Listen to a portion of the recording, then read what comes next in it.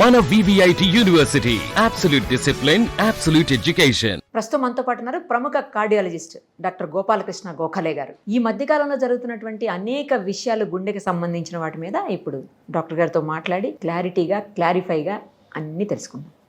Sir నమస్కారం అండి. ఇప్పుడు చూస్తున్నాము, కూర్చున్న చోటు నుంచి సడన్ గా పడిపోయి అక్కడికక్కడే చనిపోతున్నారు. అసలు అది టీచర్స్, స్కూల్లో పిల్లలు, జిమ్లో చేసేవాళ్ళు కావచ్చు, లేకపోతే ఆఫీసుల్లో పనిచేసేవాళ్ళు కావచ్చు, లేకపోతే గవర్నమెంట్ డిపార్ట్మెంట్స్లో చేసేవాళ్ళని చూసాం. అట్లా కూర్చున్న ప్లేస్లోనే అసలు టప్మని ముందుకు పడిపోవటం, అక్కడికక్కడే చనిపోవటం. ఎందుకు సార్ అట్లా? ఏంటి అంత అలా? ఇప్పుడు మనకి దీనికి ఏదన్నా మనం ఆలోచించాలి అంటే వీటన్నిటికీ సైంటిఫిక్గా ఇది అని పాయింట్అవుట్ చేయలేకుండా ఉన్నాం మేము కూడా. ఇప్పుడు ట్రెడిషనల్ రిస్క్ ఫ్యాక్టర్స్ అని ఇప్పుడు diabetes, high blood pressure, smoking ఇలాంటివి చెప్పాం, ఒబిసిటీ అది. కానీ ప్రజల్లో ఇప్పుడు బాగా అవేర్నెస్ పెరిగింది. మార్నింగ్ వాక్లు పెరిగినాయి, అందరూ వాడు తినే ఫుడ్ కూడా చాలామంది వాచ్ చేస్తున్నారు. అన్నీ రెగ్యులర్గా డయాబెటిక్ ట్రీట్మెంటు అన్నీ చాలా ఇంప్రూవ్ అయింది ఈ మీడియా ద్వారా ప్రచారం అయిన తర్వాత. అయినా కూడా గుండె జబ్బులు పెరుగుతున్నాయి అంటే మనకి 50% పీపుల్లో ఏం జరుగుతున్నాయో తెలియదు అసలు. వీటికి ఏంటి అనేది మనం ఆలోచించాల్సిన అవసరం వచ్చింది. ఇప్పుడు ఏంటంటే ఒకటి స్ట్రెస్ అనేది విపరీతంగా పెరిగింది మనుషుల్లో. దీన్ని పెరిగేదే కానీ తగ్గేది కాదు ఇంకా కొంతకాలం మనకి. ఇప్పుడు everyone is working in this time కదా. ఇప్పుడు టీచర్స్ కాంపిటీషన్ పెరిగింది, మరి యంగ్ పీపుల్లో కాంపిటీషన్ పెరిగింది. ఇప్పుడు సాఫ్ట్వేర్ ఉద్యోగాలు ఎలా ఇచ్చిపోతున్నాయి, 50,000 లక్షలు తీసేస్తారు. వీటి స్ట్రెస్ పెరిగింది. అదొకటి. స్ట్రెస్ అనేది చాలా ఇంపార్టెంట్ ఫ్యాక్టర్ అమ్మా. దాన్ని ప్రూవ్ చేయడం అనేది చాలా కష్టం. అది వచ్చిన ప్రాబ్లం ఏంటంటే దాని బ్లడ్ ప్రెషర్ అంటే రికార్డింగ్ ఇంత అని చెప్పవచ్చు. స్ట్రెస్ అనేది కొలమానం అనేది ఇంకా మనకు అర్థం కావట్లా. కొంతమందికి కొంత stress they take it easy, కొంతమంది స్మాల్ అమౌంట్ ని చాలా ఎక్కువ తీసుకుంటారు. అదొక ఫ్యాక్టర్ అయితే డెఫినెట్ గా ఉంది. Everyone is running against time. That is there one. Second thing ఏంటంటే నేను అనిపించేది, మనకి ఈ దేశంలో ఎస్పెషల్లీ ప్రతిదీ కూడా ఇన్ఫ్లుయెన్సో, కల్తీతోనో, లేకపోతే పొల్యూషన్తోనో బాగా పెరిగిపోయింది తప్పితే ఇప్పుడు మనకి హైదరాబాద్ ప్రపంచంలో ఉన్న మోస్ట్ పొల్యూటెడ్ సిటీస్ తీయాలంటే మన ఇండియాలోనే ఉన్నాయి, అవునా కాదు? అట్లాగే ఏముందంటే ఈ పాపులేషన్కి మరి సంపాదించే ఇప్పుడు మామిడి పళ్ళ సీజన్ వచ్చింది, అంతా ముందర తీసుకొచ్చి పండించేస్తున్నారు కదా, న్యాచురలీ కాదు కదా. ఇప్పుడు సో అందుకేనంటే కెమికల్ పొల్యూషన్ అనేది చాలా ఎక్కువ. This is my feeling. ఇప్పుడు అందుకనే ఏమవుతుందంటే ఇంట్లో 2-3 గుండె జబ్బులు వస్తున్నాయి. పాపం ఏం తింటున్నారంటే ఎక్కువ ఏం తినరు, సన్నగానే ఉంటారు, యంగ్ పీపుల్లే ఉంటుంది. కానీ మన ఫుడ్ అనేది కామన్. ఇప్పుడు ఈ ఫుడ్లో ఉన్న పొల్యూషన్, వాటర్లో పొల్యూషన్, ఎయిర్ పొల్యూషన్ నేను ఏం చేయలేం మనం. That is the reason why lot of people are affecting. So నేను అనుకుంటాం ఏంటంటే మనం పీల్చే గాలి దగ్గర నుంచి, ఫుడ్ దగ్గర నుంచి అంతా పాయిజన్ అనే అవుతాను. ఇప్పుడు డయాబెటీస్ పెరిగింది, హైపర్ టెన్షన్ పెరిగింది, కానీ బట్ అవి ఇంతకుముందు మేజర్ రిస్క్ ఫ్యాక్టర్స్ అని ఇప్పుడు మేజర్ కాదు. అందుకని నేను అనుకుంటాం ఏంటంటే we are all at risk. But ఎవళ్ళు మరి కొంతమందికి ఎందుకు వస్తున్నాయి, కొంతమంది ఎందుకు రావట్లేదు అనే దానికి ఏంటంటే పర్సనల్ ఫ్యాక్టర్స్ చాలా ఉంటాయి, మనకు తెలియదు. బాడీ లోపల ఒక ఇంట్లో అందరూ అదే ఫుడ్ తింటారు, అందరికీ అదే పేరెంట్స్, అదే రకమైన మెంటల్ యాటిట్యూడ్ వస్తుంది. అయినా కానీ ఈచ్ వన్ ఈజ్ డిఫరెంట్. కొంతమందికి వస్తుంది, కొంతమంది. అందుకని పర్సనల్ ప్రొటెక్షన్ ఫ్యాక్టర్స్ ఎప్పుడూ ఉంటాయి నేచర్లోను, బాడీలోను. అవి కొంత మనకు హెల్ప్ చేస్తున్నాయి. కానీ ఏ నిమిషంలో మనకేమవుతున్నది కూడా తెలియని పరిస్థితిలో ఉంది. మనం ఎంత తగ్గించుకోగలం? ఫుడ్ తగ్గించుకోమంటున్నాము, జనాలు సన్నగా వస్తున్నారు, మెడిటేషన్ అంటున్నాం చేస్తున్నారు, వాకింగ్లు అంటున్నాం చేయించుకుంటున్నారు, రెగ్యులర్ టెస్ట్లు అంటున్నాము. ఎంతమందో సిమ్టమ్స్ లేకుండా ఇప్పుడు బైపాస్ సర్జరీలకు వస్తున్నారు సిటీ స్కాన్లు వచ్చిన తర్వాత. సిమ్టమ్స్ లేకుండా ఏదో ఏజ్ డయాబెటీస్ 10 ఏళ్ళు ఉంది కదండి, మీరు city coronary angio screening calcium scoring చేయించుకోండి అంటే tons of calcium inside, angiogram, next surgery అని అంటున్నాం. ఎందుకంటే గుండె జబ్బులు పెరుగుతున్నాయి. ఇప్పుడు ఈ పరిస్థితుల్లో ఏంటంటే ఐ థింక్ మనం ఇండివిజువల్ స్కేల్లో చేయగలిగేదంతా నడుస్తుంది. ఏంటంటే మీరు ఫుడ్ తక్కువ తినండి, మీరు తినే ఫుడ్ వాచ్ చేయండి, రెగ్యులర్ వాకింగ్ చేయండి. సో ఎంత అవేర్నెస్ పిల్లల దగ్గర నుంచి పెద్దాళ్ళ వరకు కూడా హెల్త్ అవేర్నెస్ చాలా వచ్చింది. అయినా గుండె జబ్బులు పెరుగుతున్నాయి, స్ట్రోకులు పెరుగుతున్నాయి. సో ఐ థింక్ ఇది మనకి ఇప్పుడు the time has come for us. ఇండివిజువల్లోనే కాకుండా కమ్యూనిటీ లెవెల్లో government, administration have to take a role in this. మనం తినే ఫుడ్ని మరి ఏ రకంగా కలుషితం లేకుండా చేయొచ్చు, మన ఎయిర్ పొల్యూషన్ ఎలా తగ్గించవచ్చు. ఇప్పుడు మనం ప్రస్తుతం వార్ జరుగుతుంది, ఆయిల్ కష్టంగా ఉంది, గ్యాస్ కష్టంతో ఉంది. ఇప్పుడు ప్రైమ్ మినిస్టర్ మోడీ గారు లాంటి వాళ్ళు మీరందరూ తిరగడం తగ్గించండి, అట్లాగే మీరు ఎంతవరకు ఇంటి దగ్గర నుంచి పని చేయండి, ఆయిల్ వాడటం తగ్గించనంటే జోకులు వేస్తున్నారు కానీ జనాలకు అర్థం కావట్లా. Maybe that is going to help us. ఇప్పుడు పాజిటివ్ సైడ్ ఆఫ్ హోల్ వాడి ఇప్పుడు మనం అట్మాస్ఫియర్ పొల్యూషన్ తగ్గుతున్నాం. లాస్ట్ టైం కోవిడ్ టైంలో ఎన్ని బాధలు పడినా బట్ అట్మాస్ఫియరిక్ పొల్యూషన్ ఎంత తగ్గిందండి, ఎనార్మల్. ఎందుకంటే ఆ టైంలో అందరూ తిరగటం మానేశారు కాబట్టి బయటికి. పీకాక్స్ రోడ్డు మీద, బ్రహ్మాండ పార్క్ పక్కన రోడ్లో పీకాకులు రోడ్డు మీద వచ్చి ఎంజాయ్ చేసినాయి. So I think the only way to cut down is, ఇప్పుడు మనందరం we have to find a way to cut down pollution through the chemicals. ఇప్పుడు ఈ అగ్రికల్చర్లోను ఫుడ్లోను నేను అనుకుంటాం అది స్ట్రెస్ ఎక్కువ ప్లే చేస్తుందని అనిపిస్తుంది నాకు. ఇప్పుడు యంగ్ పీపుల్ హోమోసిస్టమ్ చెక్ చేస్తున్నాం, బీపీలు చెక్ చేస్తున్నాం, అన్ని నార్మల్లో వస్తున్నాయి. ఎందుకు వస్తున్నది రోజు నలుగురు ఎదురు చెప్పాల్సి వస్తుంది, నాకు తెలియదమ్మా ఎందుకు వస్తుంది అనేది. So I think there is something very big that is happening around us and that is beyond just simple thinking of oily food తింటున్నారు, ఎక్కువ తింటున్నారు అని కాదు. ఆ ప్రాబ్లమ్స్ ఉన్నాయి, ఆ ప్రాబ్లమ్స్ చాలా మంది వర్క్ చేసి తగ్గించుకుంటున్నారు, అయినా జబ్బులు పెరుగుతున్నాయి. So we need a new explanation. I think they is something like this.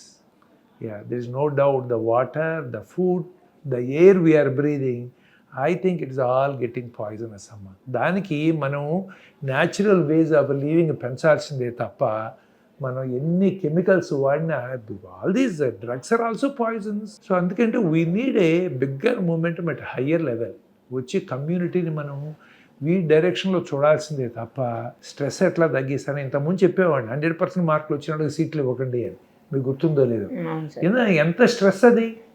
మనం అలా కాదు, వీళ్ళకి మల్టీ టాలెంటెడ్గా ఉంటే తప్పితే సీట్లు రావట్లేదు మంచి యూనివర్సిటీల్లో అని వస్తే జనం then they start slowing down instead of focusing on only one thing. So I think we have to reorient ourselves that life ఏంటంటే not only to just achieve things. I think moderation అనే దాని మీద మనం focus చేస్తే తప్పితే we are going to face this problem. I cannot think of any other logical explanation why so many people are being affected, so many young people. Sir ఇప్పుడు మీరు అన్నట్లు ఒక ఏజ్ నుంచి వాళ్ళు ఉన్న వాళ్ళకి అంటే జాబ్స్ చేసేవాళ్ళు లేకపోతే యంగ్స్టర్స్ ఇలా నిజంగానే స్ట్రెస్ ఉన్నటువంటి పరిస్థితుల్లో స్ట్రెస్ను ఫీల్ అయ్యి అలా అవుతుంది అని అనుకుందాం సార్. కంటామినేటెడ్ ఫుడ్తో పాటు ఇది కూడా అవుతుంది అనుకుందాం. కానీ చిన్న పిల్లలు 6 నుంచి 12-13 ఇయర్స్ లోపల పిల్లలు అవుతుంది, మరి వాళ్ళకి ఏమి స్ట్రెస్ ఉంటుంది సార్ అంతగానో?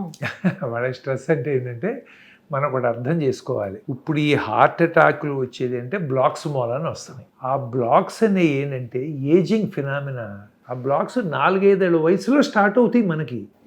ఇప్పుడు దాన్ని మీరు ఏం చేసినా కొన్ని, ఇప్పుడు మనం ఏం చేసినా వయసు పెరగాల్సిందేనా, అంతే సార్, చనిపోవాల్సిందేనా?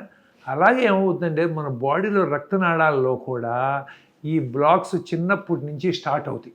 ఏం చేసినా స్టార్ట్ అవుతాయి అంతే, ఆపటం. ఇప్పుడు ఏమవుతుంది, ఇప్పుడు ఇంటి దగ్గర కొత్త డ్రైనేజ్ పైప్ వేసుకున్నాం, మీరు ఎన్ని ఫిల్టర్లు పెట్టినా సెడిమెంటరీ డిపాజిట్ ఫామ్ అవ్వాల్సిందే. అట్లాగే మన రక్తనాళాల్లో ఈ 80 ప్రెషర్ అవునండి, 100 అవునండి, 120 ప్రెషర్లో వెళ్తుంటే బ్లడ్ ఇలా పంప్ అవుతుంటే బ్లడ్ వెసల్స్లో ఇంజరీ అనేది జరుగుతుంది నార్మల్గా. బట్ బాడీలో రిపేర్ మెకానిజమ్స్ ఏంటంటే ఆటోమేటిక్గా రిపేర్ చేస్తూ ఉంటాయి. ఏజ్ పెరిగే కొద్దీ రిపేర్ మెకానిజమ్స్ తగ్గుతాయి. ఇప్పుడు ఇలాంటి ఫ్యాక్టర్స్, రిస్క్ ఫ్యాక్టర్స్ యాడ్ అయినప్పుడు అవి ఇంకా తొందరగా రిపేర్ మెకానిజమ్స్ దెబ్బతింటాయి. బ్లడ్ వెసల్లో లేయర్ ఉంటుంది, ప్రొటెక్టింగ్ లేయర్. ఆ లేయర్ దెబ్బతిన్నప్పుడు వెంటనే ఇమీడియట్గా వచ్చి రిపేర్ అవుతుంది. ఆ రిపేర్ అవ్వకపోతే అక్కడ ఫ్యాట్ డిపాజిట్ అవుతాయి, కాల్షియం డిపాజిట్ అవుతాయి. ఈ diabetes, hyper tension, smoking, chemicals, pollution, వీటన్నిటి మూలన ఏమవుతుందంటే రిపేర్ మెకానిజం దెబ్బతిని ఎక్కువగా డిపాజిట్ అవుతూ ఉంటాయి. సో అందుకని 4-5 ఏళ్ళకి ఏం ఉండదని కాదు, 4-5 ఏళ్ళకి కూడా ఇప్పుడు యాక్సిడెంట్లో చనిపోయిన పిల్లలకి ఆటాప్సీ చేసినప్పుడు 4-5 ఇయర్స్ పిల్లల్లో కూడా రక్తనాళాల్లో డిపాజిట్ అవుతుంది. So it's ageing phenomena. మనం ఏం చేసినా జరుగుతుంది అంతే. అది కాకపోతే 10% 20% అనే దాన్ని 40-50కి ఎంత ఫాస్ట్గా పెరుగుతుంది అనేది ఈ ఫ్యాక్టర్స్ చేస్తాయి. ఈ ఫ్యాక్టర్ స్లో అయితే స్లో అవుతుంది. ఇప్పుడు 70 ఏళ్ళ వయసు మనం చేస్తే 99% పీపుల్కి 10%, 40%, 50% ఉండాల్సిందే వాళ్ళు. కాకపోతే కొంతమందికి 100%, కొంతమంది 10%. వాళ్ళు మన తీసుకునే ఫుడ్ దగ్గర నుంచి, మనకున్న బాడీ రిపేర్ మెకానిజమ్స్ గురించి, మనకున్న హ్యాబిట్స్ గురించి ఇవన్నీ మాడిఫై చేస్తాయి. సార్ ఇప్పుడు ఒకవేళ హార్ట్ అటాక్ లేదంటే హార్ట్ స్ట్రోక్ ఇలాంటివి వచ్చే ముందు ఎలాంటి లక్షణాలు అసలు మనం అబ్జర్వ్ చేయొచ్చు సార్? ఎలా తెలుస్తుంది? కొంచెమన్నా ఏదో తేడా ఉంటుందిగా బాడీలో? ఉండదు. అదే ప్రాబ్లం ఏంటంటే, అదే ప్రాబ్లం. ఇప్పుడు కొంతమందిలో టెస్టులు చేస్తాం, అందరూ ఏంటంటే ఈ హెల్త్ చెకప్స్లో ఈసీజీ ఎక్కువ లిపిడ్ ప్రొఫైల్ చేసి బాగుందని పంపిస్తారు. చాలా పెద్ద రిస్క్ అది. ఎందుకంటే ట్రెడ్మిల్ టెస్ట్ చేయకుండా ఓన్లీ ఈసీజీ ఎక్కువ లిపిడ్ ప్రొఫైల్ చేసి చెప్పలేము. హార్ట్ అటాక్ వచ్చిన వాళ్ళకి కూడా ఈసీజీ నార్మల్గా ఉంటుంది. ఒక్కోసారి 2 గంటలు ఆపి మళ్ళీ ఈసీజీ తీస్తాం. కొంతమంది చేంజెస్ వస్తాయి. ట్రెడ్మిల్ టెస్టులు నెగిటివ్ వస్తాయి హార్ట్ జబ్బులు ఉన్న వాళ్ళకి. None of these test are perfect test. 2 టెస్టులు చేస్తే 1 టెస్ట్ కంటే రిజల్ట్ బెటర్. 4 టెస్టులు చేస్తే వాటి డయాగ్నోసిస్ రేటు 2 టెస్టుల కంటే బెటర్. అట్లా మల్టిపుల్ టెస్ట్ చేసినప్పుడే కొంత ఐడియా, కొంత డయాగ్నోస్టిక్ రేటు పెరుగుతుంది, సెన్సిటివిటీ పెరుగుతుంది. ఏ ఒక్క టెస్ట్తోనూ చెప్పలేము. ఒక్కోసారి యాంజియోగ్రామ్ చేస్తే బ్లాకులు ఉంటాయి, బ్లాకులంత మొత్తం సర్జరీ చేయక్కర్లా. అప్పుడు 2 టెస్టులు చేసి మేము కన్ఫర్మ్ చేసుకుంటాం అవసరం ఉందా లేదా. అందుకని మల్టిపుల్ టెస్ట్ ఇంపార్టెంట్. ఈ ట్రెడ్మిల్ చేయరు చాలా చోట్ల. అది చేయకుండా హార్ట్ జబ్బు లేదు అని చెప్పడం అనేది చాలా ఫూలిష్నెస్. అది ఏది బ్లాక్స్ సంబంధించింది. బట్ ప్రజలకు తెలియదు. వాళ్ళు ఏంటంటే ట్రెడ్మిల్ చేయాలంటే పక్కన ఒక కార్డియాలజిస్ట్ ఎవరైనా ఉండాలి, ఎవరికి ఏదైనా కాంప్లికేషన్ వస్తే డయాగ్నోస్ చేసి ఆపటానికి.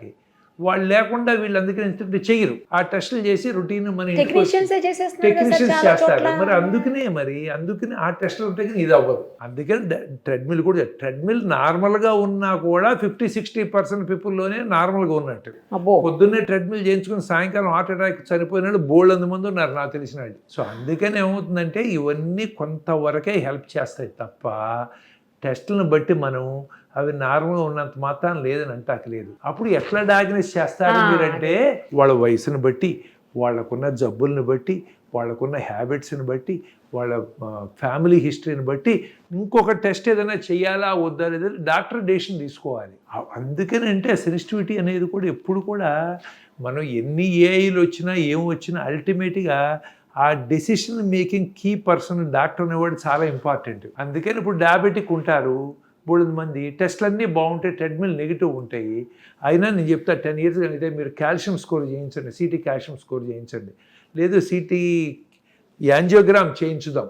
ఎందుకంటే 10 ఏళ్ళు డయాబెటీస్ కనుక ఉంటే ఎంత పర్ఫెక్ట్ కంట్రోల్లో ఉన్నా గుండె జబ్బు ఉన్నట్టే లెక్క, అన్లెస్ ప్రూవెన్ అదర్వైజ్. మేము టెస్టులు చేసి మీకు లేదని చెబితే తప్ప గుండె జబ్బు ఉన్నట్టే అనుకోవాలి. అలా ఉంటాయి అనమాట. అందుకని వీటన్నిటిలోనూ కొంత ఎలిమెంట్ ఆఫ్ డెసిషన్ మేకింగ్ ఉంటుంది. ఆ decision making only an expert doctor can take the decision. అది అలా ఉంటాయి అనమాట. అందుకని 5 ఏళ్ళకి 6 ఏళ్ళకి ఉండవు అంటే వాళ్ళకి వస్తాయి. కాకపోతే వాళ్ళకి వేరే ప్రాబ్లమ్స్ కూడా ఉంటాయి. వాళ్ళ బై బర్త్ వచ్చే ప్రాబ్లమ్స్, లేకపోతే మజిల్లో కొంచెం అబ్నార్మాలిటీ ఉండి హైపర్ట్రోఫిక్ కార్డియోమైపతి అని ఉంటుంది. అందుకని ఏంటంటే మేజర్ స్పోర్ట్స్కి వెళ్ళేటప్పుడు డెవలప్డ్ కంట్రీస్లో చిల్డ్రన్కి చెకప్స్ అన్నీ చేయించి కాంపిటేటివ్ స్పోర్ట్స్కి వెళ్ళేటప్పుడు then only they let them go. ఇప్పుడు లేకపోతే సడన్గా ఆడతా 10 ఏళ్ళు 12 ఏళ్ళు సడన్గా హార్ట్ ఆగిపోయి చనిపోయారు అంటే అటువంటి ప్రాబ్లమ్స్ ఉన్నాయని అర్థం. సార్ ఇప్పుడు మరి టెస్ట్లో ఎవ్రీ 6 monthsకో ఎవ్రీ 1 yearకో మాస్టర్ హెల్త్ చెకప్ అని, బాడీ హెల్త్ చెకప్ అని రకరకాలు చేయించుకుంటున్నారు. బాడీ హెల్త్ చెకప్స్ అని ఇప్పుడు ఆ హెల్త్ చెకప్స్ చేయించుకున్నా కూడా తెలియదు అందులో కూడా అంటే ఇంకెందుకు అవి చేయించుకునేది? వాటి వల్ల ఏంటి మరి? చాలా మంచి క్వశ్చన్ అడిగారు. ఇదే క్వశ్చన్ అడుగుతారు మమ్మల్ని కూడా. మొన్న లాస్ట్ మంత్ టెస్టులు బాగున్నాయండి, టెస్టులు చేయించుకుంటారు, ఎంత వేస్ట్ ఇది, ఎందుకు మా డబ్బులు దండగా తప్పితే అంటారు. ఇట్లా ఏమవుతుందంటే ఇది ఏ ఒక్క టెస్ట్, ఏ ఒక్క మనిషి 100% పర్ఫెక్ట్ కాదు, ఏ ఒక్క టెస్ట్ 100% కాదు. మనం ఇది సైన్స్ అనేది ఎవాల్వ్ అవుతాం. ఇప్పుడు 30 ఏళ్ల క్రితం కంటే ఇప్పుడు బెటర్, ఎక్కువ మందిని మేము డయాగ్నోస్ చేయగలుగుతున్నాం, బ్రతికించుకోగలుగుతున్నాం. బట్ ఇంకో 30 ఏళ్ళు పోతే ఇంకా తెలుస్తాయి. ఇప్పుడు నేను ఇప్పుడే చెప్తున్నా కదా, 50% పీపుల్లో జబ్బు ఎందుకు వచ్చిందో మాకు తెలియట్లేదు. అంటే ఏంటి? రీజన్ లేదని కాదు, రీజన్ మాకు తెలియదు. ఎగ్జిస్టింగ్ సైన్స్ లో, ఎగ్జిస్టింగ్ టెస్ట్ లో మనం డయాగ్నోస్ చేయలేకపోతున్నాం తప్ప రీజన్ ఉంది. ఆ రీజన్ అంటే తెలియట్లేదు. అందుకని టైం పడుతుంది. ఆ టైం వరకు ఏం చేస్తానంటే బీటింగ్ అరౌండ్ ద బుష్ లాగా 4 టెస్టులు 10 టెస్టులు చేస్తాను. ఫ్యూచర్లో మీకు ఏంటంటే రేపొద్దున ఏదో చిన్న చిప్ లాంటిది పెడితే అదే మొత్తం టెస్టులు చేసి రేపొద్దున మీకు ఏం జరుగుతుంది అనేది ముందర 4 ఏళ్ల క్రితమే చెబుతుందేమో. అసలు మీకు ఫ్యూచర్లో గుండె జబ్బు ఉందాయా, నీకు ఇది 10% వచ్చింది, పెరిగే అవకాశం అని. That is what we are aiming at for future. But ఇప్పుడు నుంచి డెవలప్మెంట్ జరుగుతూ ఉంటే కానీ అవ్వదు. మరి ఇప్పుడు ఇన్ని ఆపరేషన్ ఇంతకుముందు అవ్వలేదు 30 ఏళ్ళ కరెక్టే. ఇంతమంది డయాగ్నోస్ 30 ఏళ్ళు. ఇప్పుడు జబ్బులు ఉన్న వాళ్ళందరూ కూడా ఇప్పుడే జబ్బులు ఉన్నాయని కాదు, సగం మందికి ఇంతకుముందు డయాగ్నోస్ అయ్యేవి కాదు. ఇప్పుడు సిటీ కొరనరీ యాంజియో వచ్చిన తర్వాత ఎంతమందికి డయాగ్నోస్ అవుతుంది. ప్రతి వాళ్ళని యాంజియోగ్రామ్కి వెళ్ళాలంటే ఎంత కష్టం, వాళ్ళు రారు. ఏం లేదా సిటీ స్కాన్ ఒక్క నిమిషం పని అంటే ల్యాబే కదా అని వెళ్ళి చేయించుకుంటున్నారు. CT coronary angiogram one of the best test that happen today. ఆ టెస్ట్ వచ్చిన తర్వాత వాళ్ళు నడవలేని వాళ్ళు ఉంటారు, ఉంటారు, వాళ్ళు వెళ్ళి ఏమైనా బ్లాక్లు ఉన్నాయో టెస్ట్ చేయించుకోమంటే ఎర్లీగా డయాగ్నోస్ అవుతుంది. అంటే ఇప్పుడు కొంతమందికి ఓవర్గా కూడా డయాగ్నోస్ అవుతుంది. ఇన్ ద సెన్స్ కన్ఫ్యూజన్ వస్తుంది. నేను మెడిసిన్స్ వాడాలా, యాంజియోప్లాస్టీ, సర్జరీ, శుభ్రంగా ఉండేవాడిని మమ్మల్ని కన్ఫ్యూజ్ చేశారు. ఆయనేమో మందులు అంటాడు, ఈయనేమో సర్జరీ అంటాడు, ఈయనేమో స్టంట్ అంటున్నాడు అని అడిగేవాళ్ళు కూడా ఉన్నారు. బట్ మరి కొంత కన్ఫ్యూజన్ తప్పదు వీటిల్లో. Who knows what is right, only God knows. ఇప్పుడు నా దగ్గరికి వస్తే ఏంటి, నా ఎక్స్పీరియన్స్ 30 ఏళ్ళ ఎక్స్పీరియన్స్ కూడా నేను ఇప్పుడు 1+1 ఫ్యాక్టరీతో కలిపి నా ఎక్స్పీరియన్స్ కూడా నేను చెబుతా. కొత్తగా వాళ్ళకి వస్తే అంటే ఓన్లీ సబ్జెక్ట్ ప్రకారం బాబు దీనికి ఈ పుస్తకంలో ఎంత ఉందో నువ్వు ఇంతే వెళ్ళాలి అని అంటారు. ఇప్పుడు 20 ఏళ్ళ వాళ్ళకేను 90 ఏళ్ళ వాళ్ళకే పుస్తకంలో ఉన్న రూల్ ప్రకారం వెళ్ళలేంగా. అంతేలే సార్, కరెక్ట్ కదా. సో అందుకని ఏంటంటే ఇవన్నీ బాగా చదువుకుంటాం, బ్రహ్మాండంగా మార్కులు వచ్చినాయి, గవర్నమెంట్లో క్లర్క్ గాను లేకపోతే ఒక బ్యూరోక్రాట్ గాను ఏదో లిమిటెడ్ శాలరీతో చేస్తున్నావు. వాడు క్లాసులోకి రాలేదు, గాలిగా తిరిగాడు, పెద్ద పెద్ద బిజినెస్లు చేశాడు. ఇప్పుడు అసలు వాడి సంపాదనకి మన సంపాదనకి కంపారిజనే లేదు. ఎందుకు బూడిద చదువుకుంటూ ఉంటే ఏం చేస్తాం? ఆ లాజిక్ వర్కౌట్ అవ్వదు కదా. అందుకని ఏంటంటే అయినా మనం డయాగ్నోస్ చేయకపోయినా ట్రెడ్మిల్ పొద్దున్న చేయించుకుని సాయంకాలం చనిపోయిన వాళ్ళు ఉన్నా వాళ్ళు తక్కువ మంది. ఎక్కువ మందికి ట్రెడ్మిల్లో పాజిటివ్ వచ్చి డయాగ్నోస్ అయ్యి బతికి బట్టకట్టిన వాళ్ళు ఎక్కువ మంది ఉంటారు. సో అందుకే ఇవన్నీ స్టాటిస్టిక్స్ అనమాట. ఇంతకుముందు 100లో 20 మంది చనిపోయేవాళ్ళు ఇప్పుడు 100లో 5 చనిపోతారు ఈ టెస్ట్ మనం. బట్ 5 చనిపోతున్నారు. ఈయన టెస్టులు చేయించుకున్న వాళ్ళు కూడా ఉంటారు 5. మా నార్మల్ వచ్చిన అయినా పోయాడేంటి, పొద్దున్న మీరు ఏంటండి ఎట్లా చేశారని అంటారు. ఇంకోటి కూడా ఏంటంటే మనకు తెలియాల్సింది, ఈ హార్ట్ అటాక్ అనేది చాలా మందిలో 70-80% బ్లాకులు నాళ్ళకి రావు. 10% 20% ఉన్న వాళ్ళలో సడన్గా ఏదో రీజన్తో బీపీ రైజ్ అవటం ఏదో అయ్యి అక్కడ ఉన్న ఆ సాఫ్ట్ ప్లాక్ రప్చర్ అవుతుంది, ఫ్యాట్ డిపాజిట్. వెంటనే దాని మీద క్లాట్ ఫామ్ అవుతుంది. 10 నెలల 100 అవుతుంది. మేము యాంజియోగ్రామ్ చేసినప్పటికి 10% ఉంటుంది అక్కడ. అది నేను స్టంట్ వేయలేను, బైపాస్ చేయలేను, ఓన్లీ కొంత మందులు వాడుకోమని చెబుతాం. సో ఈ రీజన్ ఏంటంటే ప్రజలు కన్ఫ్యూజ్ అవుతారని మేము ఎక్కువ మాట్లాడాం. బట్ మీరు అడిగిన దానికోసం చెప్తున్నాను. తక్కువ బ్లాక్ ఉన్నాళ్ళలో హార్ట్ అటాక్ వచ్చేవాళ్ళు కూడా ఉంటారు. వాళ్ళు దాన్ని there is nothing I can do to prevent as of now. Nothing I can do. మేము ఎన్ని టెస్టులు చేస్తే 20% ఏం చేస్తాం? మేమేం చేయంగా, ఓన్లీ టాబ్లెట్స్ ఇస్తాం. ఇప్పుడు ఎంతమంది మందుల మీద ఉన్నాళ్ళు కూడా హార్ట్ అటాక్తో వచ్చిన వాళ్ళు ఉంటారు. సో మనకు అర్థం అవ్వాల్సిందంటే మనకు తెలియని ఎలిమెంట్ చాలా ఉంది నేచర్లో. మనకున్న నాలెడ్జ్తో కొంత ఇంప్రూవ్ చేస్తున్నాం కానీ this is not end of the knowledge. నేను ఎప్పుడు చెబుతా, మనకున్నది ఏంటంటే నాలెడ్జి అసలు మనం చేయాల్సిన దాంట్లో ప్రపంచం దాంట్లో ఒక సముద్రం అనుకుంటే ఒక నీటి బొట్టు లాంటిదే మనకుంది. దాంతోనే ఇంత చేసే ప్రయత్నం చేస్తున్నాం. ఇంకా మనం చేయాల్సింది అంత ఉంది. నిజంగా ప్రజలకు మనం కాంట్రిబ్యూట్ చేయాల్సింది ఉంది కదా. సో అందుకని ఏంటంటే వీటిలో మన ప్రాబ్లం మనకి తెలియంది ఉంది, మనకు తెలిసిందా మనం ప్రాక్టీస్ చేయింది ఉంది. తర్వాత ఇండివిజువల్ వేరియేషన్స్ ఉన్నాయి. అందరినీ 20 నిమిషాలు నడవమంటాము, వాడికి 20 నిమిషాలు కూడా నడవక్కర్లా. ఒకటి 20 నిమిషాలు రావటానికి గంట నడవాల్సి రావచ్చు. ఆ individual variations. This is where personalised treatment, personalised protocols ఫ్యూచర్లో వస్తాయి. ఈ జెనెటిక్ స్టడీస్ చేసి నువ్వు సిగరెట్ తాగినా పర్వాలేదురా, నువ్వు మానపోయినా పర్వాలేదని ఒకటి చెప్తాను నేను. ఇంకోటి నువ్వు వస్తే సిగరెట్ వాసన కూడా చుట్టాకి వీలేదయ్యా, నీకు ఈ ఫ్యాక్టర్స్ ఉన్నాయి, వస్తే నీ దగ్గరికి వస్తే వస్తానని చెప్తా. ఇప్పుడు మనం బ్లైండ్గా అందరికీ చెప్తున్నాం, మీరు సిగరెట్ తాగద్దు, ఆల్కహాల్ తాగద్దు, ఓకే, మీరు ఈ ఫుడ్ తినద్దు, రోజు 20 నిమిషాలు నడవండి. అదేంటంటే బండ పిడి లాంటిది, లాజిక్ లేనిది. కాకపోతే ఉన్నది ప్రస్తుతం సిచ్యువేషన్ అదే కదా మనకు, అంతకంటే ఆప్షన్ లేదు. But we know this is sub optimal. ఇప్పుడు ఏదో ఒకటి చెప్పాలిగా, మేము కొంతమందికైనా పనిచేస్తుంది. అంతే కదా సార్, అవును, కరెక్ట్. బట్ ఫ్యూచర్లో ఒక్కసారి ఇక్కడ టెక్నాలజీ ఇంకా డయాగ్నోసిస్ ఇంప్రూవ్ అయితే అప్పుడు మీరు ఏదొచ్చినా కానీ నువ్వు ఇది సిగరెట్లు బ్యాన్ చేయాల్సిన పని లేదు, ఆల్కహాల్ బడ్జెట్ ఎవరికో పర్టికులర్ అడిగి అవసరం లేదు. అందరికీ ఒకటే రూల్ చెప్పం, అవి మారుతాయి. కాకపోతే we have a long way to go. అప్పుడు దాకా ఇవి తప్పదు, కొంత మనం బ్లైండ్గా ఫాలో అవ్వాల్సింది. ట్రెడ్మిల్ అన్నారు సార్ మీరు. ట్రెడ్మిల్ టెస్ట్ నేను చూశాను కొన్ని చోట్ల 3 నిమిషాలు చేస్తారు, 5 నిమిషాలు చేస్తారు, 9 నిమిషాలు, 10 నిమిషాలు ఇట్లా చేస్తూ ఉంటారు. మరి ఎన్ని నిమిషాలు చేస్తే ఆ టెస్ట్లో పర్ఫెక్షన్ వస్తుందా సార్?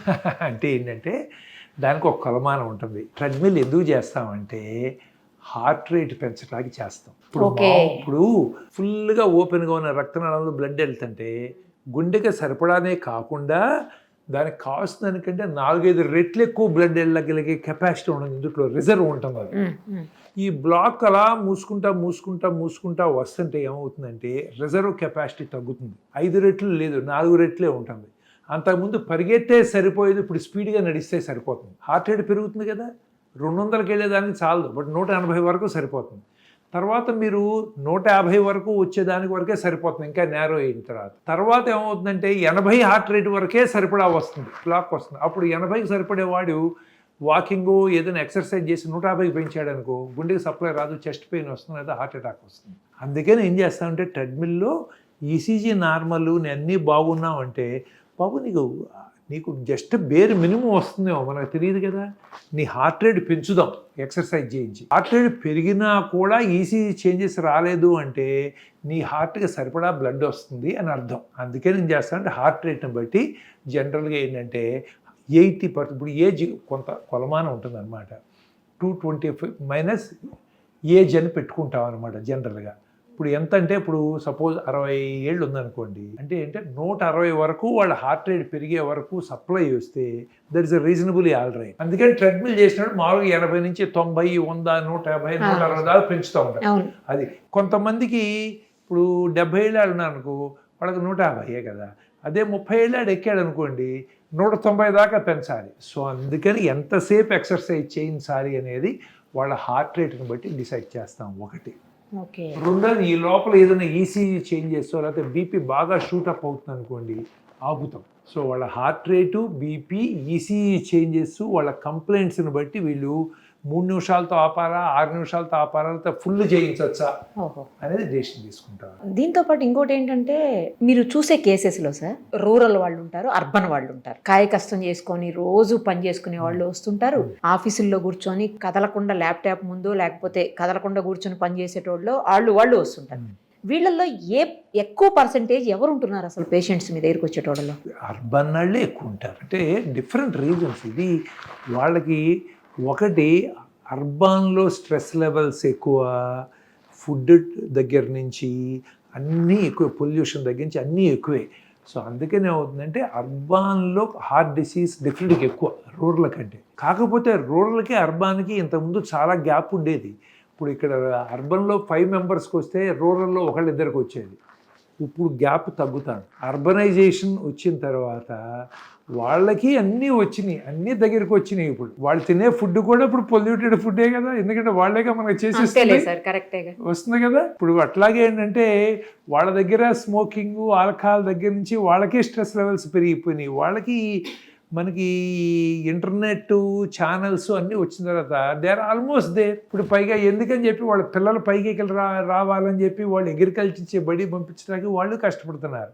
సో ద గ్యాప్ తగ్గింది, బట్ స్టిల్ రూరల్ లెవెల్స్లో తక్కువ ఉంటుంది. రెండోది ఏమవుతుందంటే ఫైనాన్షియల్ ఇష్యూస్ వలన వాళ్ళకు ఉన్నా కూడా అర్బన్ వాళ్ళు వచ్చినంత తొందరగా రారు. వాళ్ళకి ఇన్సూరెన్స్ స్కీమ్స్ ఉండవు కదా, ఇంత ఇన్సూరెన్స్లు ఉండవు కదా, ఉద్యోగాలు చేసే వాళ్ళకు ఉన్నట్టు ఇవన్నీ ఉండవు కదా. సో అందుకని వాళ్ళు తొందరగా కూడా రారు, కొంచెం నెగ్లెక్ట్ చేస్తారు. అది కూడా కొంత గ్యాప్ కారణం. Not only less number of diseases but taking treatment. ఇప్పుడు మనకు ఆరోగ్యశ్రీ ఇలాంటి వచ్చిన తర్వాత వాళ్ళు కూడా ముందరకు వస్తారు. చాలా కామన్ అయిపోయింది. ఇప్పుడు 25-30 ఏళ్ళు కూడా రోజు అగ్రికల్చర్ కాయ కష్టం చేసిన వాళ్ళు కూడా సడన్గా హార్ట్ అటాక్ వచ్చి హార్ట్ దెబ్బతినడం చాలా మంది చూసి వాళ్ళకు కూడా వస్తుంది. ఇప్పుడు గ్యాప్ అయితే బాగా తగ్గుతాం.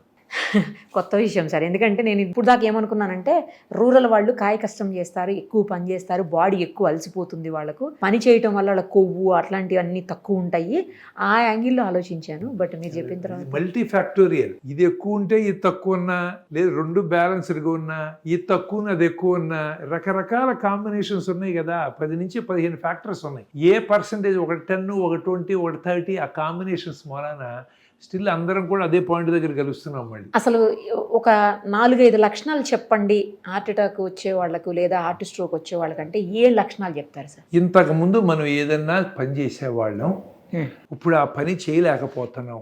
ఇంతకుముందు నేను అదే పక్కన ఇంటికి వెళ్ళేవాడిని, లేకపోతే 4 అంతస్తులు ఎక్కేవాడిని, లేకపోతే నేను స్పీడ్గా పని చేయగలిగేవాడిని, ఇవన్నీ ఉన్నాయి. ఇప్పుడు నేను ఏదో రీజన్ మూలాన అలసిపోయినట్టు ఉంటుందనో, లేకపోతే నాకేదో కొంచెం ఆయాసంగా ఉందనో, లేకపోతే చెస్ట్ డిస్కంఫర్ట్గా ఉందనో, లేకపోతే కడుపులో గ్యాస్ ట్రబుల్ వస్తుందనో, అలా ఏ కొత్త సిమ్టమ్ అయినా ఇంతకుముందు మీరు రెగ్యులర్గా చేసుకునేది ఇప్పుడు ఈ ఏరియా మొత్తం మీద ఇక్కడి నుంచి పొట్ట దాకా ఎక్కడ ఏ డిస్కంఫర్ట్ వచ్చినా, ఆయాసం అనిపించినా, ఏదైనా న్యూ ఎసిడిటీ అనిపించినా, కొత్తగా 30 ఏళ్ళు దాటిన తర్వాత ఇంతకుముందు చేసే పని చేయలేకపోతే ఫస్ట్ హార్ట్ గురించే మనం ఎక్స్ప్లోర్ చేసుకోవాలి.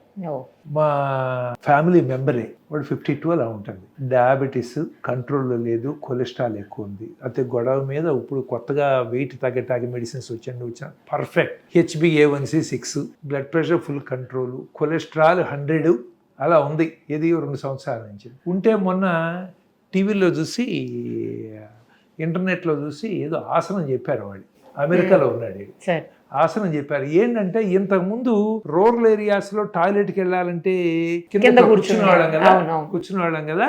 ఇప్పుడు అది కనుక 15 నిమిషాలు కూర్చుంటే బెస్ట్ ఆసనం అది. దాంతో చాలా కంట్రోల్లో వస్తుంది, బీపీ కంట్రోల్లోకి వస్తుంది, హార్ట్ ప్రాబ్లమ్స్ ఉండవని ఉంటే వీడు చూసి ఆ రోజు పొద్దున్నే వాడు అలా కూర్చున్నాడు. 4 నిమిషాలు చూడండి, కాళ్ళు నొప్పులు, చేతుల నొప్పులు అన్నీ అయినా కూడా ఇది చాలా అన్నారు.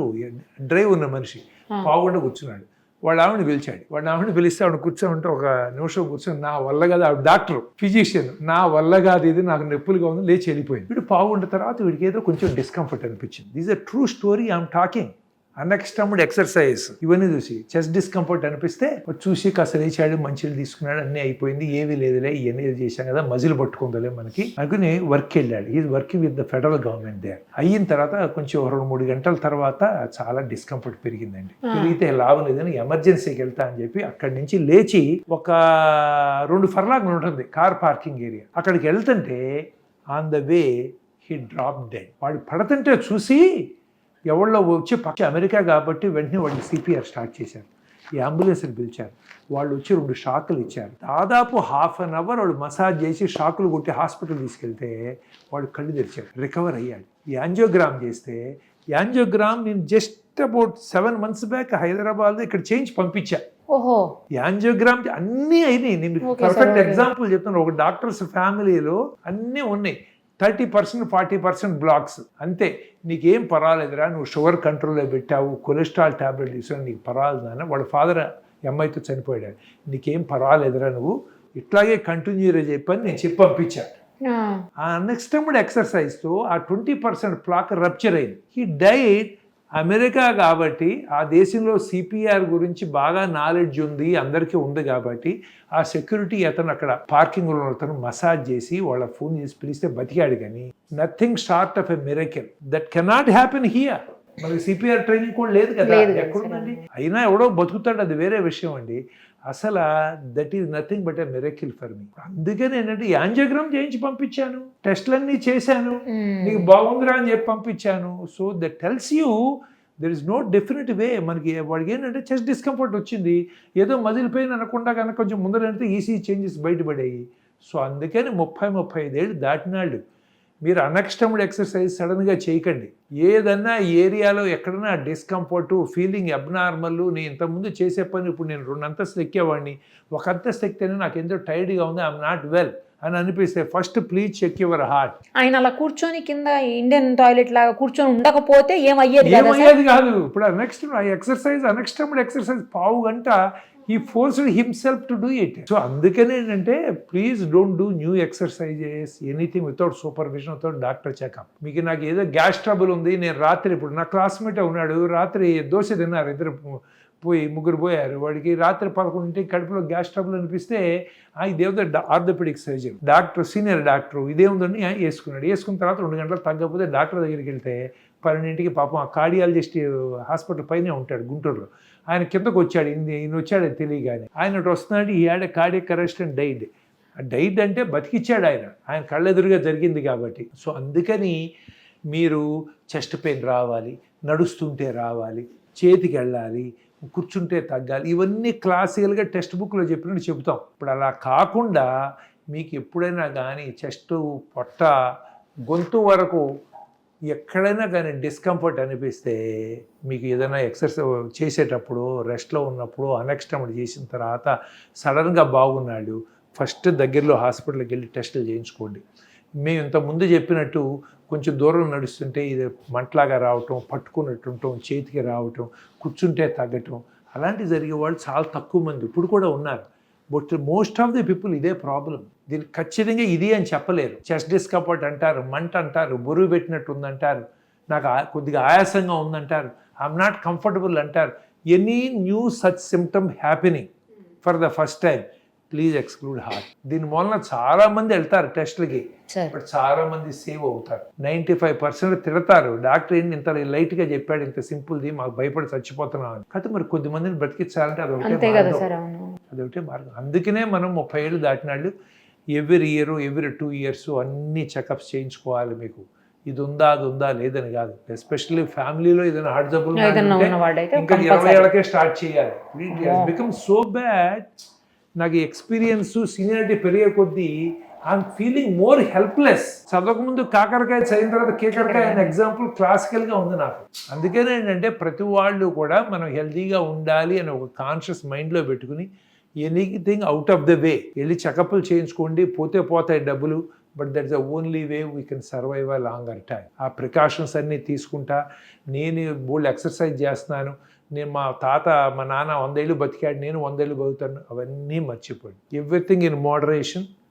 మనం వెళ్తాం, మోడరేషన్ ఉండలేము, అటు వెళ్తాం మళ్ళీ వెనక్కి రావాలి, వీటి వెళ్తాం మళ్ళీ వెనక్కి రావాలి. We should keep trying, navigate our cells towards this and try. That's the only way we can live longer. Sir, gastric pain కూడా జాగ్రత్తగానే ఉండాలంటున్నారు మీరు, కానీ గ్యాస్ట్రిక్ పెయిన్ కి హార్ట్ పెయిన్ కి డిఫరెన్స్ ఉంటుందేమో కదా సార్? చెప్పలేము. అదేంటి ఇప్పుడు నాకు ఎంతమంది నిన్న మొన్న కూడా వచ్చారు, సార్ ఇక్కడ ఏదో డిస్కంఫర్ట్ ఉంటే మాకు గ్యాస్ట్రిక్ దగ్గరికి వెళ్ళాము సార్, అన్ని టెస్ట్లు అయిన తర్వాత సార్ ఏదైనా ఒకసారి కార్డియాలజిస్ట్ కనపడను, ఇప్పుడు కనపడింది సార్, మేము వారం రోజుల నుంచి అన్ని టెస్టులు చేయించుకున్నాం ఎండోస్కోపీల దగ్గర నుంచి అంటారు. సో అందుకని ఏంటంటే వర్స్ట్ ప్రోగ్నోస్ ఉంది కాబట్టి దీన్ని ఎక్స్క్లూడ్ చేసుకోవాలి. గ్యాస్ ట్రబుల్ అనేది మనం తర్వాత డయాగ్నోస్ అయితే అది మందులు వాడుకుని మేనేజ్ చేసుకోవచ్చు, తగ్గిపోతుంది. బట్ కార్డియాక్ 30 years దాటిన తర్వాత new gastric trouble, check heart first. ఇప్పుడు గ్యాస్ పెయిన్ కిను ఈ ఛాతీ పెయిన్ కి రెండింటికి డిఫరెన్స్ తెలియదా సార్? అంటే ఏమవుతుందంటే ఇప్పుడు ఈ లోపల హార్ట్ కి నర్వ్ సప్లై ఉండదు. ఇప్పుడు ఇక్కడ గిచ్చాను అనుకోండి, ఈ సెన్సేషన్ తెలుస్తుంది, నాకు లోకలైజ్ చేస్తాయి ఇక్కడ. అవును. బట్ హార్ట్ కి అలాంటి నర్వ్ సప్లై ఉండదు, అది మిగతా వాటితో షేర్ చేసుకుంటుంది. సో అందుకని వాళ్ళకి ఏంటి అక్కడ వచ్చినా కొంతమంది ఇక్కడికి రిఫర్ అవ్వచ్చు, కొంతమంది ఇక్కడికి రిఫర్ అవ్వచ్చు, కొంతమంది టూత్ పెయిన్ లాగా రిఫర్ అవ్వచ్చు, రిఫర్డ్ పెయిన్ అంటాం. అందుకని నేను ఇక్కడి నుంచి ఇక్కడ దాకా మీకు ఏ ప్రాబ్లం వచ్చినా ఈ ఏరియాలో కొత్తగా అంతకుముందు లేదు అంటే ఒకసారి హార్ట్ ఎక్స్క్లూడ్ చేసుకుంటాం, సేఫ్. సార్, గుండె నొప్పికి ఛాతీ నొప్పికి ఏమైనా తేడా ఉందా? అంటే ఛాతీ అనేది ఇదంతా ఛాతీయే, గుండె అంటే ఇక్కడ ఉంటుంది. కానీ అంటే గుండెలో ఇక్కడ నొప్పి రావచ్చు, ఇక్కడ నొప్పి రావచ్చు. వీటి కారణం ఏంటి? స్కిన్ మీద ఇన్ఫెక్షన్ రావచ్చు, బోన్ పెయిన్ రావచ్చు, మజిల్ పెయిన్ రావచ్చు.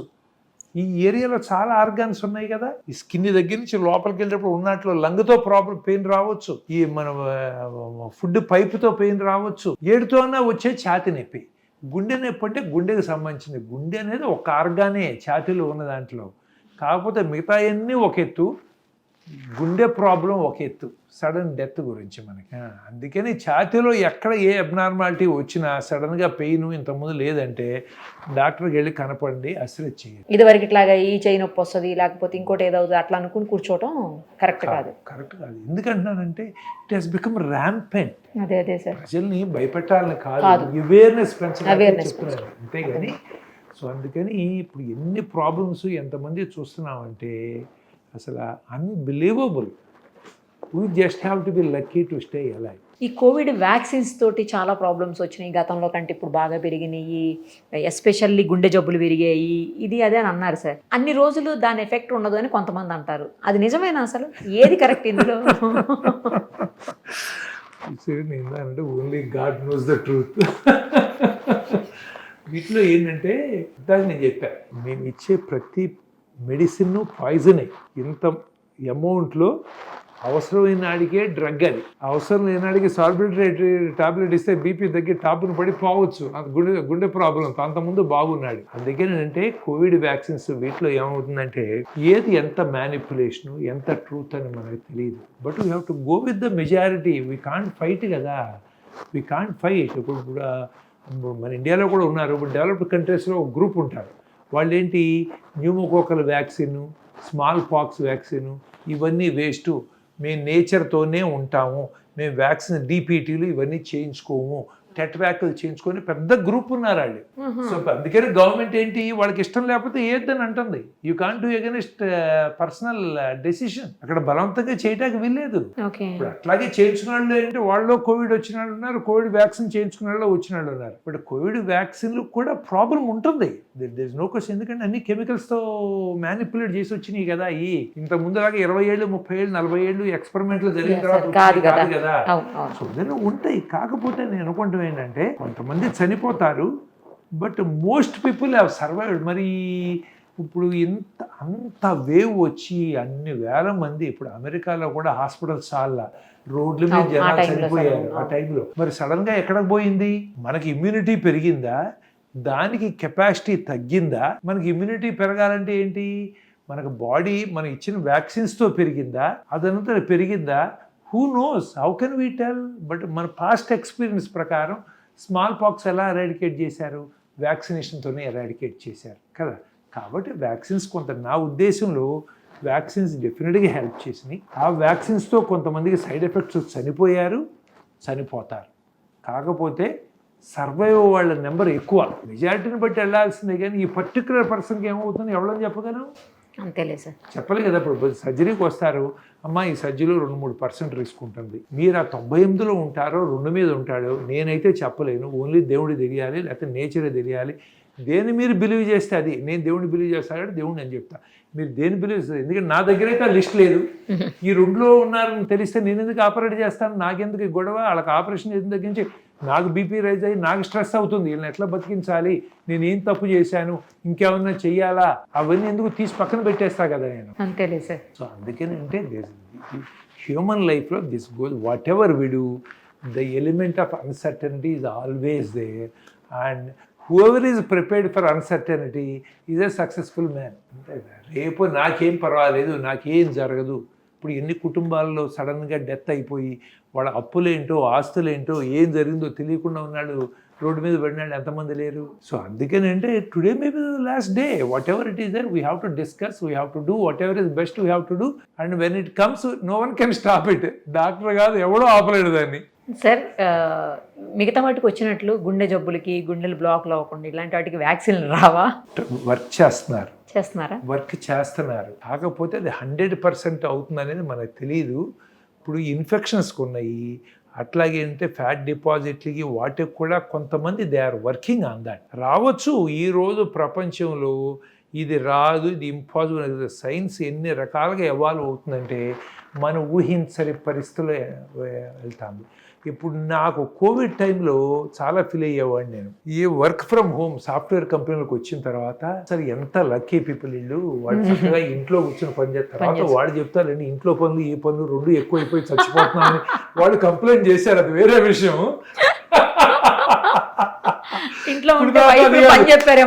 కాదు, ఇప్పుడు దాకా నేను ఆఫీసులో వర్క్ చేయాలి అని చెప్పి తప్పించు తిరిగిన అందరూ ఇప్పుడు దొరికిపోయారు. బాగుంది సార్, ఉన్నాయి అని అనుకునేవాడిని అనమాట. But I never thought surgery can be done from home.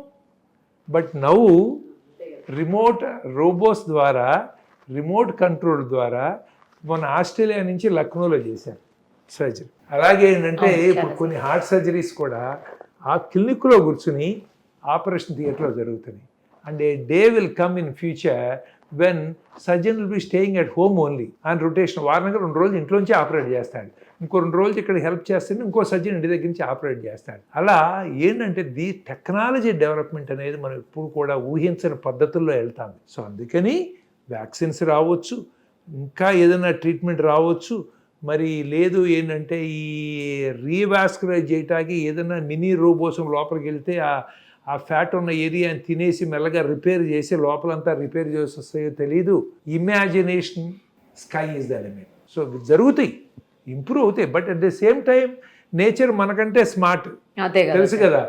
Covid లాంటిది ఏదొచ్చి మనం ఇది వర్క్ చేస్తున్నాం, ఉన్న ప్రాబ్లము ఏ కొత్త ప్రాబ్లం తీసుకొస్తున్నాం మనకు తెలియదు కదా. ఇప్పుడు చూస్తున్నాం కదా ప్రపంచంలో war scenario, everyone is aggressive.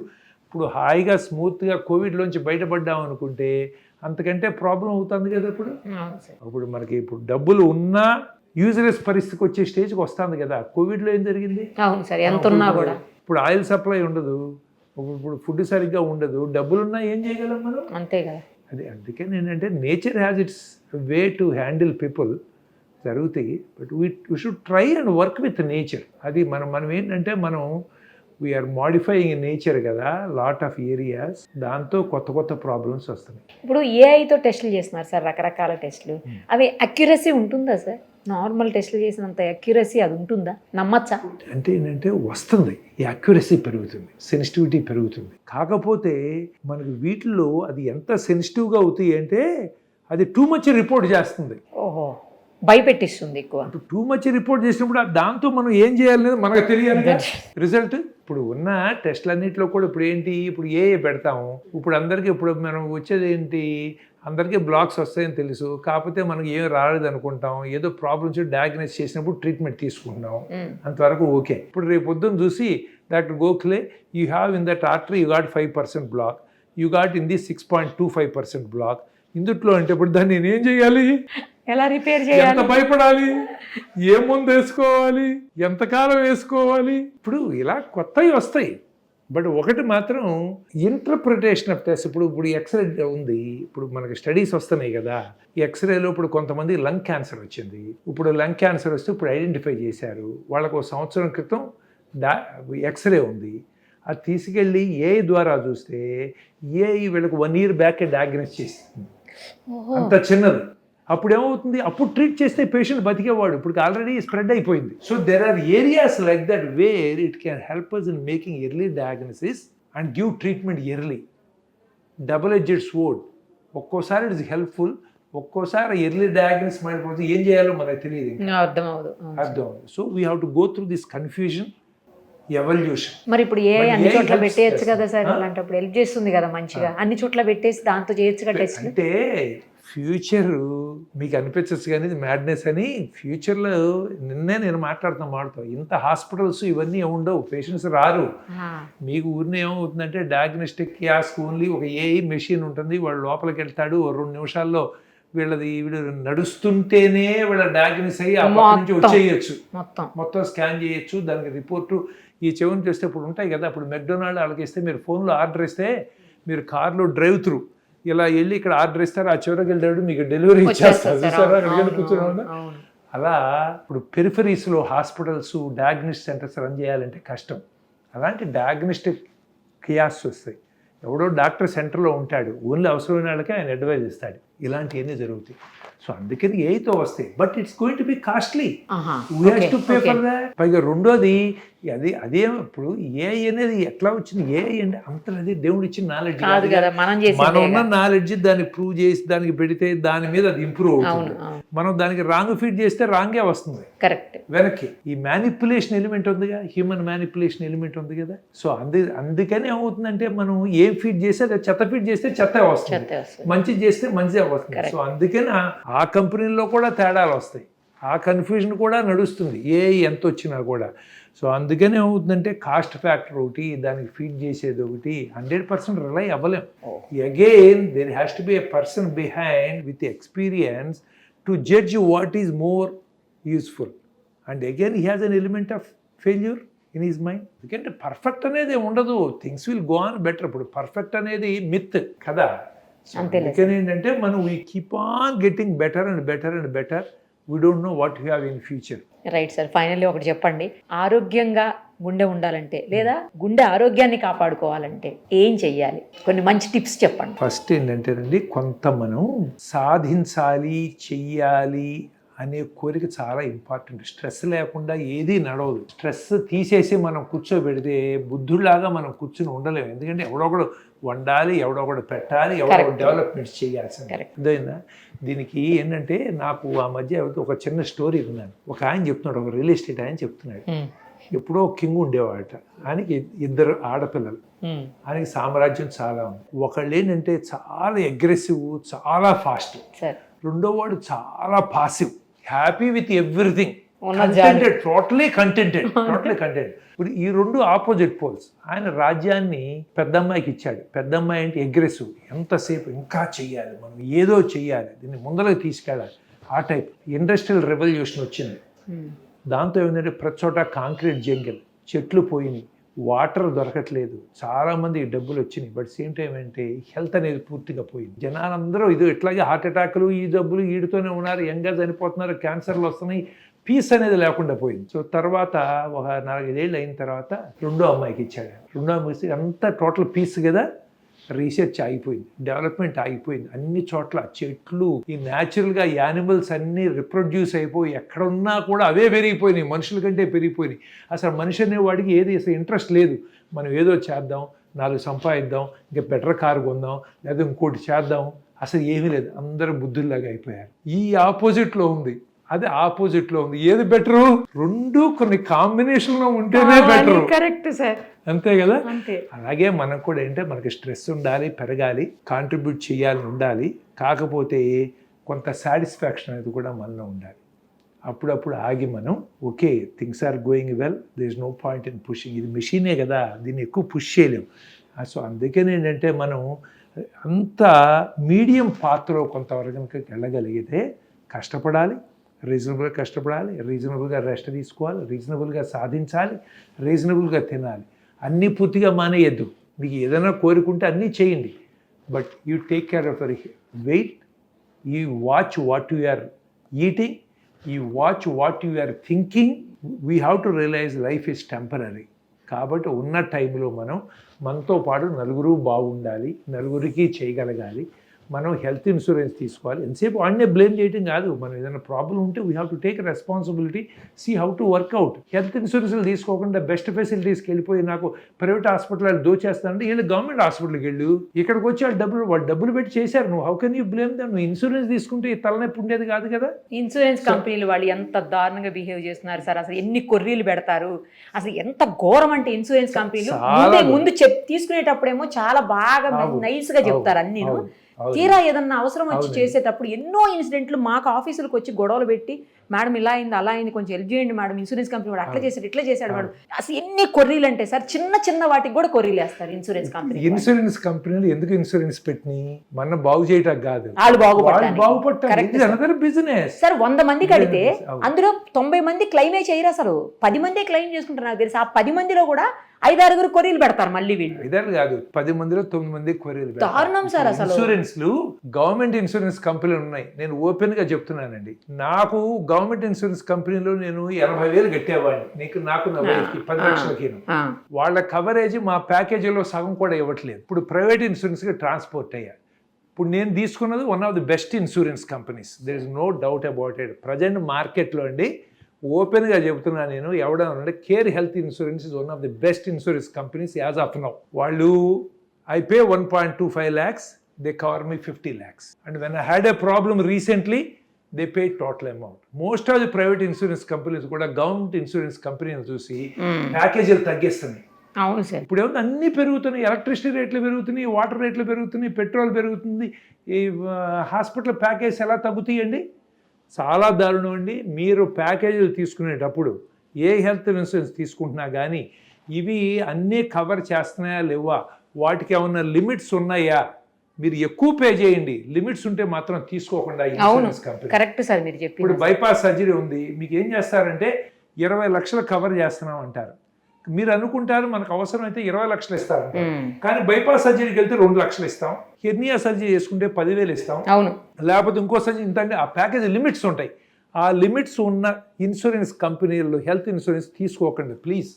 మనం ఫైట్ చేస్తే తప్పితే పైగా ప్రీ ఎగ్జిస్టింగ్ కవర్ చేయమంటారు. ఇప్పుడు 10 ఏళ్ళు ఉంటుంది, నా దగ్గర పేషెంట్ వచ్చాయండి, వాళ్ళు తీసుకున్నప్పుడు వాడికి డయాబెటీస్ ఉంది, ఓకే, వాడు చెప్పలేదు, తప్పే.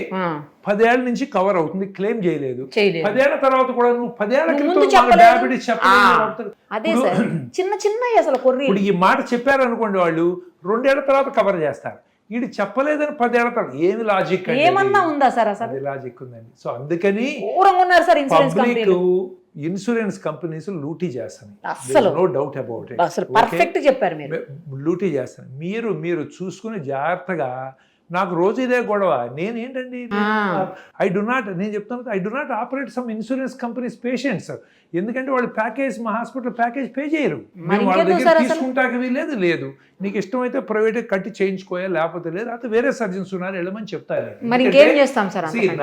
ఇప్పుడు కొత్తగా పాస్ అయినాడికి నాకు ఈక్వల్ గా పెట్టాక లేదు. నా టైము, నా ఎక్స్పీరియన్స్, నా thought process got its own charges. Exactly sir. కాబట్టి వాటికి వస్తేనే రండి, మీరు లేదంటే మిగతాది పే చేసుకోండి నేను చెప్తాను. దాని గురించి నా మీద నెగిటివ్ కూడా రాస్తారు. But what can I do? నాకుంది 24 గంటలు, నీ ఎంతమందిని ఆపరేట్ చేయగలుగుతారు? మీరు కూడా మనిషే కదా సార్, నాట్ ఏ మెషిన్ కదా. అవసరమైతే ట్రస్ట్ ద్వారా కొంత హెల్ప్ చేస్తారు. But I cannot spend all my time for these things. వాడికి పే చేసే వాళ్ళకి వాళ్ళ దగ్గరకే వెళ్ళాలి. అందుకని ప్రజలు కూడా ఏంటంటే ఇన్సూరెన్స్ తీసుకునే ముందర ప్లీజ్ వీళ్ళ నమ్మకండి. అవును, ప్రస్తుతం ఉన్నట్లో కొన్ని గవర్నమెంట్ స్పాన్సర్డ్ ఇన్సూరెన్స్ కంపెనీస్ ఉన్నాయండి. యాక్చువల్లీ నేను చెప్తున్నాను, most horrible packages they pay. GIPSA package అని పే చేస్తాయండి, చాలా హారబుల్ అది. They are not helping us, they charges more, they pay as less. So అందుకని మీరు ఒక్కసారి కవర్ చేసుకుని ఇవన్నీను ఓకే, ఇవన్నీ చెకప్ చేసుకుని మీరు ఇన్సూరెన్స్ కంపెనీ జాగ్రత్తగా చూజ్ చేసుకోండి. వీళ్ళని చూసి ప్రైవేట్ ఇన్సూరెన్స్ కంపెనీలు కూడా తగ్గిస్తున్నాయి. నిజమే అది. మీరు 4 రూపాయలు ఎక్కువైనా కూడా మీరు ఈ ప్యాకేజ్ లిమిట్స్ లేనటువంటి వాటి కంపెనీలు ఉన్నాయి, వాటికి వెళ్ళి మీరు హెల్త్ ఇన్సూరెన్స్ తీసుకోండి. ఎందుకంటే 4 కాలాలు కూడా బాగుంటాం. కరెక్ట్ సజెషన్ చెప్పారు. Thank you sir. చాలా విషయాలు షేర్ చేశారు, చాలా టైం ఇచ్చారు మా కోసం. మీకున్న చాలా అసలు ఇంత హెక్టిక్ స్కెడ్యూల్లో కూడా అడగగానే టైం ఇచ్చారు సార్. ఇంత టైం, అది కూడా మీరు ఎప్పుడు కూడా విషయాలు చెప్పారు. మామూలుగా పబ్లిక్ ఏది కావాలో ప్రాక్టికల్ గా అడుగుతారు. ఈ క్వశ్చన్లు ఎవడ అడగరు. ఈ ఇన్సూరెన్స్లు ఇవన్నీ నాకు మనసులో ఉంటుంది, కానీ నేను వాళ్ళని అడగకుండా నేను ఎప్పుడు ఆఫర్ చెయ్యం. అడగండి అమ్మ కూడా అన్నం పెట్టదని ఎట్లా చెప్తాం మనం, ఎట్లా తెలియదు. కాబట్టి ఏంటంటే you ask what is useful to the public. I'm very happy to be with you today. Thank you sir. Thank you so much. నమస్కారం.